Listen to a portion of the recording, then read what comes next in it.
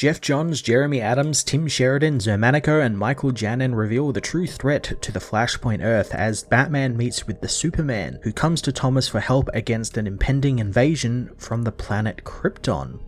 Jeff Johns, Jeremy Adams, and Tim Sheridan continue the exploration of the Flashpoint universe as we learn a little bit more about the Superman and his connection to a rather big new threat hanging over the world. It's great to see that even on a world as fucked up as Flashpoint, the Superman is still trying to help the people, even after everything they have done to him by imprisoning him and torturing him and experimenting on him, since all he can see is the good in them and know that they are capable of good. It's a very Superman thing, and it kind of echoes the sentiment of fellow writer Grant Morrison, who said, I think it was in response to the upheaval of Injustice Superman, is that something like Lois Lane dying or people torturing him wouldn't affect Superman in that way, and he wouldn't just turn on a dime and turn evil, and he sees the best in everyone. And I like that Jeff and Jeremy and Tim brought that into the character here and see him want to help people even when the new threat is his actual biological father. The new threat of a Kryptonian invasion sounds like a lot of fun, and I find it quite hilarious that a few issues ago we saw the news of the world in, I think, Flashpoint issue 1, where they were ranting about an impending Kryptonian invasion because Superman was like the first wave of a big invasion, and of course, because this is Flashpoint, they were absolutely right about that, which I thought was kind of a cool inverse, whereas usually when you see stuff like that in comics, it's just like a critique on the sensationalist headlines we have in real everyday news, but again, because it's Flashpoint, it can be real, and I thought that was kind of funny.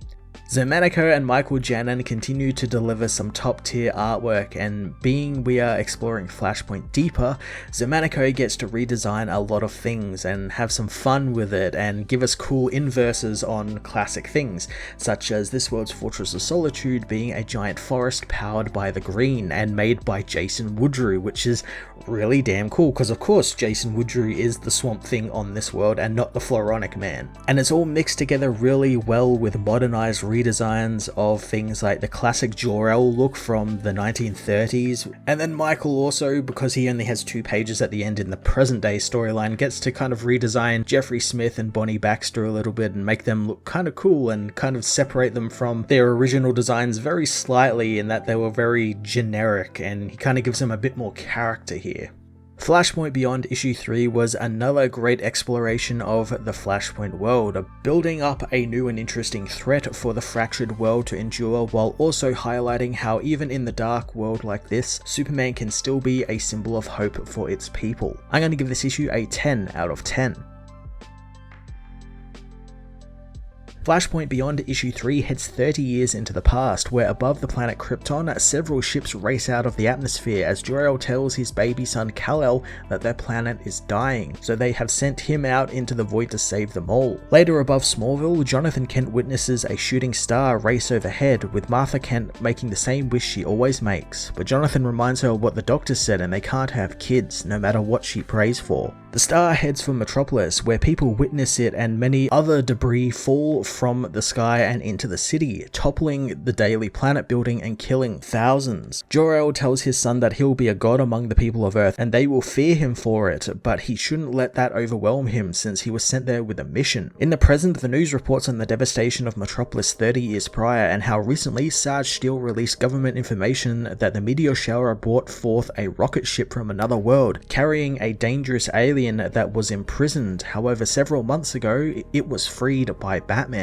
While the news plays, Oswald shows Dexter how to pick a lock, finding the boy is a natural. Suddenly, a ghostly visage of Eobard Thawne appears, demanding to see Thomas Wayne since something in hypertime is coming for him. Dexter asks Oswald what that was, but he has no idea, knowing he's going to need a drink, offering the boy one as well. Superman meanwhile tells Thomas that everything matters as Digger goes for his gun, firing on the hero, but the bullets just bounce off. Superman tells him to leave or burn, brandishing his heat vision at the villain. Digger escapes down the alley as Batman demands to know why the Kryptonian is there, so Superman says he needs his help, but Batman leaves, telling the hero he has things to do. Superman grabs Batman, but Batman punches Superman over and over, fracturing his own wrist on the Man of Steel's face. Superman wants him to come with him, but Thomas says that there is nothing he can do or say to make him go with him. Superman merely slaps Thomas across the face, knocking him out cold and taking him with him. In Arkham Asylum, some orderlies talk about out what happened to Gilda Dent, knowing that she couldn't have done that by herself, but the guard knows that the blood was all on the inside of her locked cell, thinking losing her husband and daughter got the best of her. They take the now bandaged up Gilda into her room as she weakly says that she just wants to see her son. A dark voice says that she'll see him soon as Gilda begins hearing the voice inside her head, knowing the doctor said the voice wasn't real. The voice thinks the doctor is no god, so he wouldn't know what's real and what isn't. The voice knows what the woman did as the being appears in her cell, telling her that Dexter will come for them since the boy needs his mother and they will finally finish this. Thomas meanwhile awakens in the care of Poison Ivy, asking where the alien is.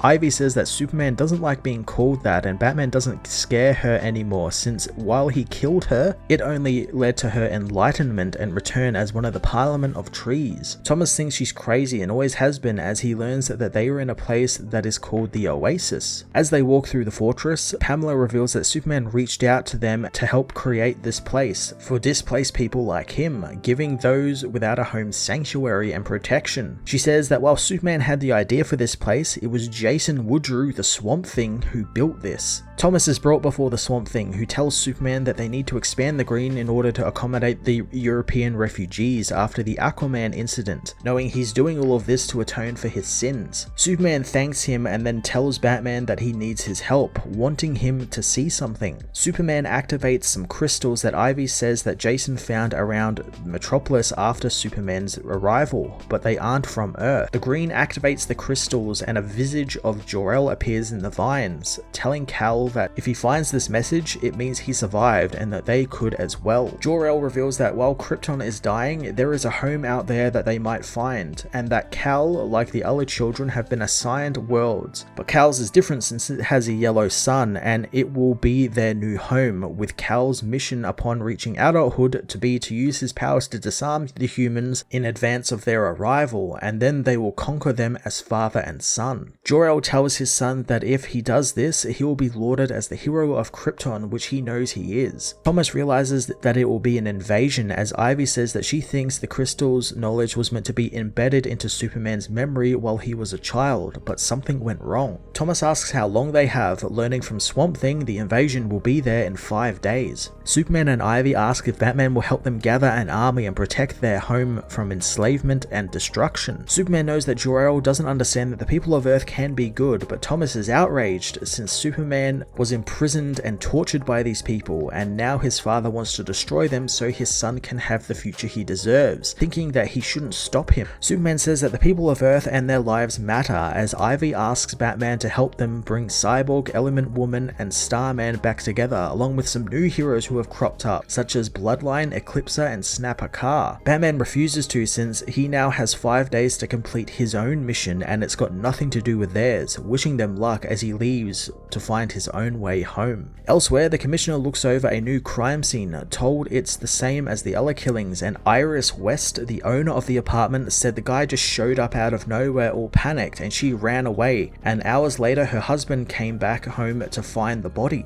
The cops can't identify the body either, and it's as if he doesn't exist. The body is revealed to be the Reverse Flash, who has been killed by the Clockwork Killer, as the Commissioner says for someone who doesn't exist, he sure wears some flashy threads. In Hypertime, Bonnie Baxter and Jeffrey Smith feel a paradox has been reset, fearing that it was Thomas Wayne, but Bonnie knows that it might have been Eobard Thawne as they are hit by time lightning. Bonnie knows that they need Rip Hunter, but Jeffrey thinks that they just need to get back to the other side of the continuum since it's stable there. Bonnie knows that the Omniverse is more stable, but its multiverses are currently being attacked by the Great Darkness, which will no doubt alter them again, so they need to stay clear until the Justice League returns and the darkness passes, unless they want to risk their own histories being rewritten yet again. Jeff thinks that this is why Rip is missing in the first place, and he could have been corrupted and controlled by Pariah. Bonnie knows that no one can control Rip Hunter, and it's why they're in this mess in the first place, but Jeff thinks that Corky Baxter also had some fault in this, not wanting the girl to dismiss her brother's involvement in it. He hopes the boy isn't making things worse as they enter Hypertime proper,